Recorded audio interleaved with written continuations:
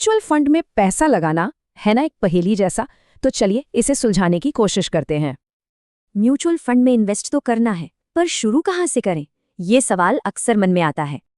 तो ये जो इन्वेस्ट करने की इच्छा है और सही फंड चुनने की एबिलिटी, इसके बीच एक बड़ा गैप है। तो ये गैप आता क्यों है? चलिए इसके 4 सबसे बड़े कारणों को समझते हैं।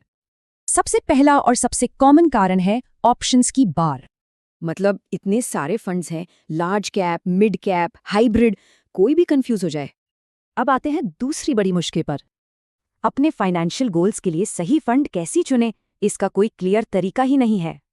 और तीसरा कारण, ये तो हम अक्सर देखते ही हैं, हर कोई सलाह दे रहा है, ये ले लो पैसा डबल, पर क्या वो सलाह हमारे लिए सही है?